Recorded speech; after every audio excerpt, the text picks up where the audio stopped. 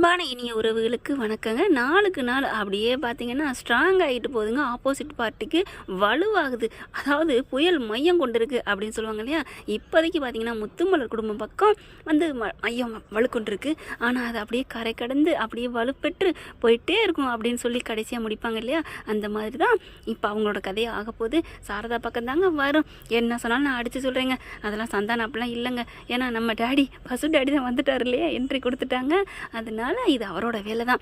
இந்த சர்டிஃபிகேட்டை இன்னைக்கு காமிக்கிறாங்க, அதையும் அன்னைக்கு காமிக்கல, அப்போவே காமிச்சிருக்கணும்ல. இங்கே பாருங்கள், நாங்கள் சட்டப்படி பதிவு பண்ணிக்கிறோம், அப்படி இப்படி அதெல்லாம் விட்டுட்டு ஒன்றா அப்படியே ஸ்டெப் பை ஸ்டெப்பாக காமிச்சிட்டே இருக்கிறாங்க. ஆதாரத்தை எடுத்து விடுறாங்க.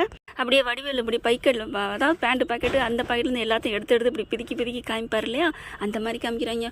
ஆனால் கிருஷ்ணா வேற லெவல் தான்டா. டே என்னடா இப்படி நடிப்பு மலையை பொழியிறாரே, அப்படியே பார்த்தீங்கன்னா போதுமா சிஸ்டர்ஸ் அப்படின்னு கூப்பிட்றத பார்க்குறீங்க. எகத்தாலாம் இனிமேல் நாங்கள் தான் சட்டப்படி இந்த வீட்டு இல்லைங்க அந்த வீட்டு வாரிசு அப்படின்னு சொல்லிட்டு வாமா அப்படின்னு சொல்லி கிளம்புறாங்க.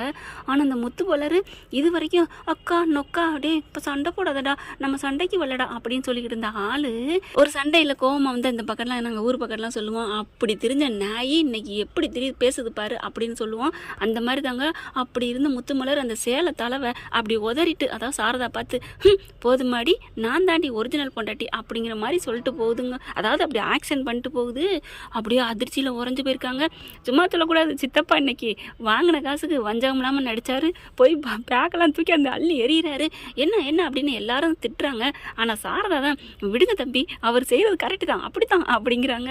ஆனால் பாட்டி அவங்க பங்குக்கு இது என்ன சத்தம் என்ன சண்டை அப்படிங்கிறாங்க. ஆனால் கொஞ்சம் சைலண்ட்டாக நிற்கிறாங்க. தாத்தா தான் அங்கிட்டும் இல்லாமல் இங்கிட்டும் இல்லாமல் எங்கிட்டுமே பேச முடியல. பேரனுக்காக கொஞ்சம் அடித்து பேசலாம், அதாவது பாட்டியை அடக்கலாம், பாட்டியை தூண்டி விட்டுட்டு இருக்க மாதிரி தூண்டி விடலை. ஆனாலும் அது பேசுறதுக்கு சரிங்கிற மாதிரி என்னடா விஜய் அப்படின்னு தான் சொல்கிறாங்க. ஆனால் இன்றைக்கி எதுவுமே பேசலை தாத்தா.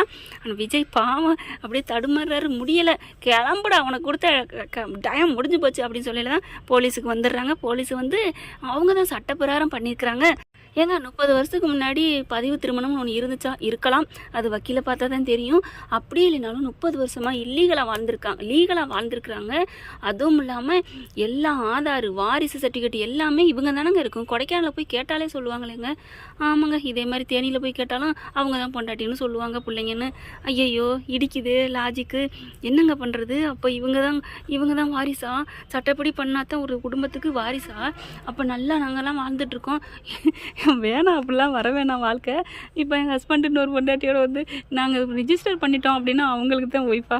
இங்கே ஒன்றும் சொத்து பத்து இல்லை எழுதி வாங்கிட்டு போகிறதுக்கு, வச்சுக்கோ, நீயே வச்சுக்க, வேணாம் கூட ஒரு 10,000 தரேன்னு சொல்லி அனுப்பி விட்ருவோம். அது வேறு விஷயம். சும்மா ஜாலிக்கு பண்ணுக்கு சொன்னேங்க, ப்ராக்கெட்டுக்குள்ளே போட்டுக்கோங்க இதை. அடுத்து பார்த்தீங்கன்னா இல்லை, எனக்கு உண்மையில் இது ஒரு சீரியஸாக நான் கேட்குறேன், உங்களுக்குலாம் என்ன தோணுது? இப்படி நல்லா வாழ்ந்துட்டுருக்கோம், ஊரறிய பதிவு பண்ணலை அப்படிங்கிறக்காண்டி இவங்க ஒய்ஃப் இல்லைன்னு ஆயிருமா? அப்போ அவங்க பதிவு பண்ணாங்க அது அப்படிங்கிறக்காண்டி அவங்க தான் ஒய்ஃப் ஆயிருமா? இது என்னங்க லாஜிக்கு? நான் உங்கள்கிட்ட பதிஞ்சிட்டேயா, அதனால் நான் தான் அவனுக்கு பொண்டாட்டின்னு இன்னொருத்திக்கும் சந்தானம் தாலி கட்டிட்டு பதிவு பண்ணியிருக்கான்னு வைங்களேன். ஓ, அதில் தேதி எதுக்கு முன்னாடி இருக்கோ அவங்க தான் பொண்டாட்டி அப்படி யோசிச்சுப்பாங்களோ? என்னங்கடா சட்டத்தை பொறுத்த வரைக்கும் சாட்சியை தான் ஆதாரத்தை தான் கொலையே நேருக்கு நேராக பார்த்தாலும் கூட அதுக்கு ஆதாரம் இருந்தால் தானே தீர்ப்பை சொல்கிறாங்க. எனக்கு உண்மையிலே சட்டம்லாம் ஒன்று இருக்கா இல்லைன்னு தாங்க தோணுது. உண்மையிலே எனக்கு எதுவுமே இல்லை, போங்கடா அப்படின்னு தூக்கி போட்டு உடைக்கணும் போல இருக்குதுங்க. ஆனால் கண்டிப்பாக உண்மை ஒரு நாள் வெளியில் வருங்க. இது வந்து மேகமூட்டம் சூழ்ந்துட்டுருக்கு. யார் என்ன பிரச்சனை அப்படிங்கிறது வெளியான உண்மையிலே எனக்கு என்ன சொல்கிறதுன்னு தெரியல. காவேரி விஜய் நிம்மதியாக இருக்க விட மாட்டீங்களாடா டைரக்டர் அப்படின்னு திட்டி தீக்கணும் போல இருக்குங்க. அந்த செல்லா குட்டிங்க வயிற்றில் இருக்கையில் புள்ள இருந்துச்சு. அப்பா பார்த்தீங்கன்னா நிவின்கிட்ட சொல்லிவிட்டு இங்கே விஜய்கிட்ட சொல்லாமல் அது ஒரு பிரச்சனை ட்ராக் போயிட்டே இருக்குது. அடி காவேரி குந்தானி, ஏண்டி நீ உன் புருஷன்கிட்ட சொல்லாமல் நிவின்கிட்ட சொன்னேன் அப்படின்னு காவேரியவே நான்லாம் திட்டிருக்கேன் தாங்க. பாரு என் புள்ள உன்கிட்ட பின்னாடி வர்றான், நீ என்னடி திமுறா போகிற அப்படிலாம் திட்டிருக்கிறோம். சாரதாவை கழுவி ஊற்றிருக்கிறோம். இப்படி 1 by 1 பிரச்சனை மேலே பிரச்சனை. சாரதா சரின்னு சொல்லிட்டு இங்கே பொண்ணை அனுப்பி வைக்கலாம், அங்கேயில் பாட்டி வந்து பிரச்சனை பண்ணுச்சு. இப்போ பாட்டி எல்லாம் சரின்னு சொல்லி நல்லா சந்தோஷமாக இருக்கையில் இங்கே கங்காவும் யமுனாவும் பிரச்சனை பண்ணாளுங்க. அவளுக்கு பார்த்தா சொத்து அதுவும் வித்தே தீரணும் அப்படின்னாங்க. சரின்னு விற்கலாம், அங்கேயில் காவேரி பெருக்க முடியாதுனாலுங்க. அப்புறம் சாரதா உருட்டி மிரட்டி அங்கே போனிச்சு சம்மதத்தை வாங்கிக்கிட்டு கங்காக்கிட்டையும் யமுனாட்டையும் அங்கே போனால் வந்து நிற்கிது முத்துமலர் குடும்பம். ஒரு அளவு தாங்க மண்ணள்ளி போட முடியும். 1000 வண்டி மண்ணை போட்டால் தலை தாங்காது. கதை டிஆர்பியில் அப்புறம் போயிட்டு குறைஞ்சிட்டே தான் இருக்கும். டைரக்டரே சொல்லிட்டோம், இந்த ட்ராக்கை டக்குன்னு உடனே முடிச்சிருங்க, அவ்வளோதான் நான் சொல்லுவேன்.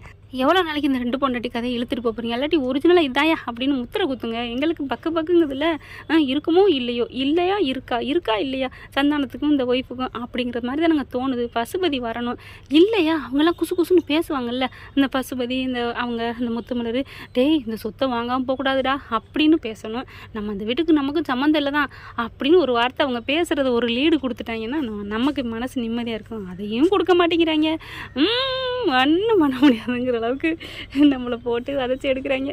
ஓகே ஃப்ரெண்ட், பார்க்கலாம். கண்டிப்பாக விஜய் வந்து சும்மா விட மாட்டாருங்க. எனக்கு என் பொண்டாட்டியோட மனசு நிம்மதி தான் முக்கியம்னு சொல்லிட்டு இந்த காசு முழு காசையுமே கொடுத்து தூக்கி எறிவார். அப்படிலாம் கொடுக்கக்கூடாதுன்னு காவேரி மேடம் சொல்லி வச்சுட்டாங்களே, அதனால அவர் தடுத்துக்கு நிற்கிறாரு.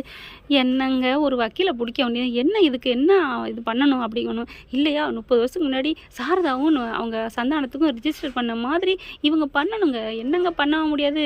அவன் எந்த காலத்துலேருந்து என்னென்னமோ பண்ணுறாங்க. அப்படி தூக்கி இப்படி ஆட்டை தூக்கி மாட்டில் போடுறாங்க, மாட்டை தூக்கி ஆட்டில் போடுறாங்க அப்படின்னு சொல்லுவாங்க இல்லையா?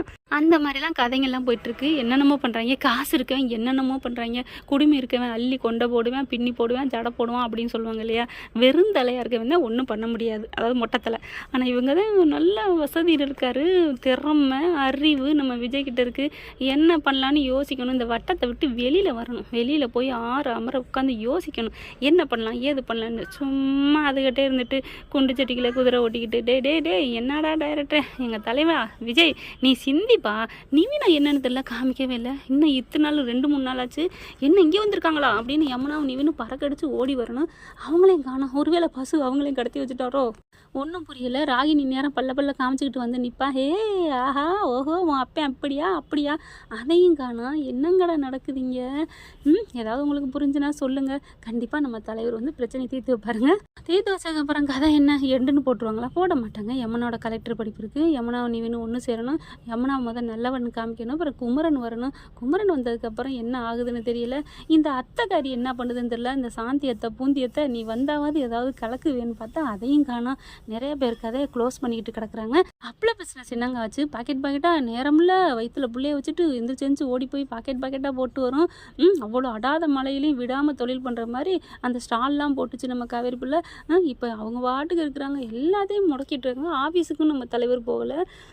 ரொமான்ஸும் இந்த இதுக்கு நடுவில் நிறையா காமிப்பாங்கன்னா அதுவுமே காமிக்கலை. என்னங்க கோவம் வருது தானேங்க? அந்த கதை இந்த கதை அதெல்லாம் எங்களுக்கு பிரச்சனை இல்லை. அது எங்களுக்கு தேவையில்லை. அது வாட்டுக்கு அங்கிட்டு போயிட்டு போகுது.